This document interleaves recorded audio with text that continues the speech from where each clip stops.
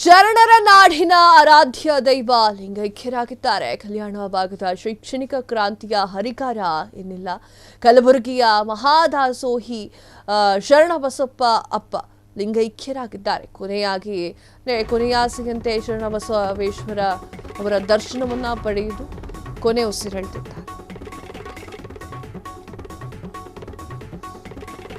ಅನಾರೋಗ್ಯದಿಂದ ಬಳಲ್ತಾ ಇದ್ದಂತಹ 90 ವರ್ಷದ ಶರಣಬಸಪ್ಪ ಅಪ್ಪ ಅಗಲಿಕೆಯಿಂದ ಲಕ್ಷಾಂತರ ಭಕ್ತರು ಅನಾಥರಾಗಿದ್ದಾರೆ. ಕಂಪನಿ ಮಿಡಿತಿರುವಂತಹ ಭಕ್ತ ಸಾಗರ, ಅಂತಿಮ ದರ್ಶನಕ್ಕೆ ಹರಿದು ಬಂದಂತಹ ಭಕ್ತ ಸಾಗರ. ಸಿಎಂ ಸಿದ್ದರಾಮಯ್ಯ ಸೇರಿ ಅನೇಕ ಗಣ್ಯರು ಸಂತಾಪವನ್ನು ಸೂಚಿಸಿದ್ದಾರೆ. ಇಂದು ವೀರಶೈವ ಲಿಂಗಾಯತ ಸಂಪ್ರದಾಯದಂತೆ ಅಂತ್ಯ ಸಂಸ್ಕಾರವನ್ನು ಮಾಡಲಾಗ್ತದೆ. ವೀಕ್ಷಕರೇ, ಇದು ಶರಣರ ನಾಡು ಕಲ್ಯಾಣ ಭಾಗದ ಕಲಬುರಗಿಯಲ್ಲಿ ಈ ಒಂದು ಘಟನೆ ನಡೆದಿದೆ. ಶರಣರ ನಾಡಿನ ಆರಾಧ್ಯ ದೈವರು ಲಿಂಗೈಕ್ಯರಾಗಿದ್ದಾರೆ. ಕಲ್ಯಾಣ ಭಾಗದ ಶೈಕ್ಷಣಿಕ ಕ್ರಾಂತಿಯ ಹರಿಕಾರ ಇನ್ನು ನಮ್ಮೊಂದಿಗಿಲ್ಲ.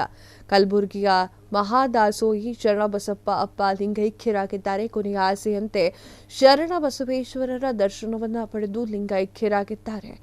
ಅನಾರೋಗ್ಯದಿಂದ ಬಳಲ್ತಾ ಇದ್ರು, 90 ವರ್ಷ ಆಗಿತ್ತು ಅವರಿಗೆ. ಶರಣಬಸಪ್ಪ ಅಪ್ಪ ಅಗಲಿಕೆಯಿಂದ ಲಕ್ಷಾಂತರ ಭಕ್ತರು ಅನಾಥರಾಗಿರುವಂಥದ್ದು ನೀವು ಸ್ಕ್ರೀನ್ ಮೇಲೆ ನೋಡ್ತಾ ಇದ್ದೀರಾ. ಇಷ್ಟು ಜನ ಅವರನ್ನ ನೋಡಲಿಕ್ಕೆ ಬರ್ತಾ ಇರುವಂಥ ಸನ್ನಿವೇಶವನ್ನು ನೋಡ್ತಾ ಇದ್ದೀರಾ.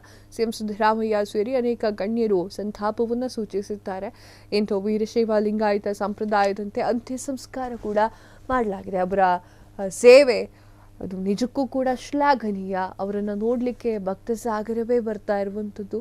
ಅವರು ನಮ್ಮೆಲ್ಲರನ್ನೂ ಕೂಡ ಬಿಟ್ಟು ಹೋಗಿರುವಂಥದ್ದು.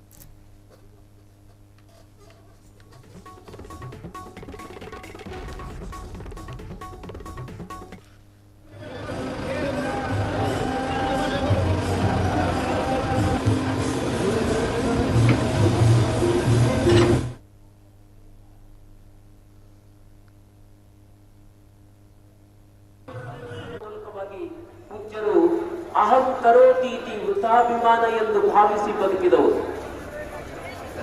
ಪೂಜ್ಯರ ಕೃಪೆಯಿಂದ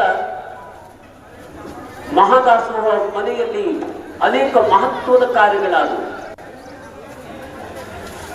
ಶರಣಬಸವೇಶ್ವರರು ಹೇಳಿದ ಹಾಗೆ ಪೂಜ್ಯ ಶರಣಬಸವೇಶ್ವರರು ಆಶೀರ್ವಾದ ಮಾಡುತ್ತಾ ಹರಿಸಿದ್ದಾರೆ. ಯಾರ್ಯಾರು ಈ ಪೀಠಾಧಿಕಾರಿಯಾಗಿ ಬರ್ತಾರೆ, ಮುಂದೆ ಯಾರ್ಯಾರು ಪೀಠಾಧಿಪತಿಯಾಗಿ ಬರ್ತಾರೆ, ಅವರ ರೂಪದಲ್ಲಿ ಸಾಕ್ಷಾತ್ ನಾನೇ ಇಲ್ಲಿ ನೆಲೆ ನಿಲ್ಲುತ್ತೇನೆ, ಸಾಕ್ಷಾತ್ ಅವರಿಂದ ಲೀಲೆಗಳಾಗ್ತವೆ, ಅವರು ಶರಣಬಸವರ ರೂಪದಲ್ಲಿ ಅವರು ಇರ್ತಾರೆ ಅಂತ ಹೇಳಿ ಆಶೀರ್ವಾದ ಮಾಡಿದ್ದಾರೆ. ಕ್ಷಣ ಕ್ಷಣದ ಸುದ್ದಿಗಳಿಗಾಗಿ ಫ್ರೀಡಂ ಟಿವಿ ಸಬ್ಸ್ಕ್ರೈಬ್ ಮಾಡಿ, ಲೈಕ್ ಮಾಡಿ ಹಾಗೂ ಫಾಲೋ ಮಾಡಿ.